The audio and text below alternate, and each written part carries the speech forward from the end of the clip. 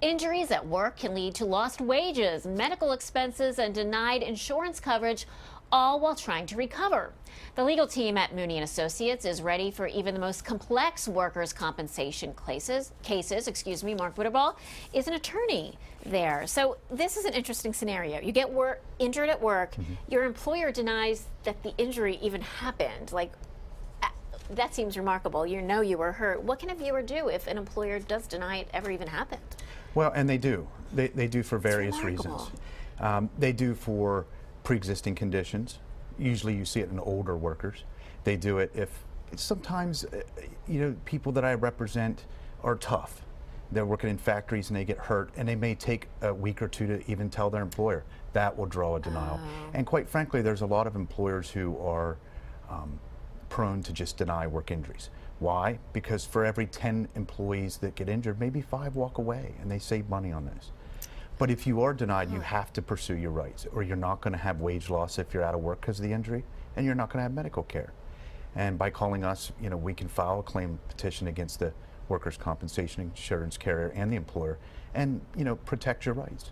I want to backtrack. You mentioned pre-existing conditions. If you do have a pre-existing condition, is that something that can affect your workman's compensation if you are injured on the job?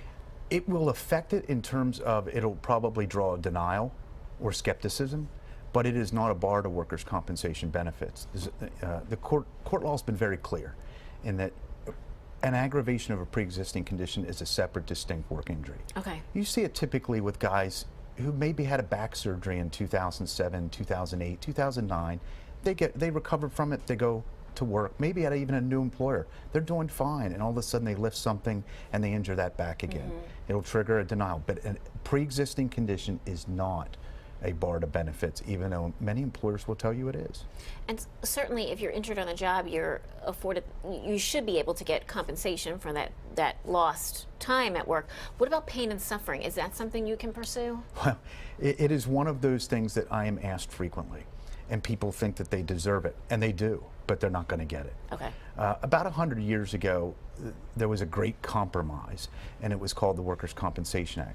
Employers gave up things, labor gave up things, and one of the things that labor gave up was pain and suffering. Workers' comp is an exclusive remedy. You're entitled to wage loss benefits, and you're entitled to medical benefits. And now I think I know the answer to this question, because I've read this where I've worked at different places. But if you are hurt, can the employer require you to go to a specific medical provider or be seen by a specific doctor? Is that their call to make? It can be. If they have a posted list of panel providers, and usually it's 6 providers on there, and they provided you a copy of that and you acknowledged it by signature, then yes, you have to treat with the panel provider for the first 90 days. But there's a lot of complexities in it, and the employer must follow every single step. So if you have any questions regarding, do I have to treat here, just call our office. Very good. Really good information. It could help a lot of folks out there. You say, of every 10 workers who are hurt, maybe 5 walk away and just decide not to pursue it. So it's good to know that, no, they can pursue it, though. Correct. They should take action and give you a call. Thanks for being with us today Oh, on the you're program. welcome. Really Thank you good for having me. information.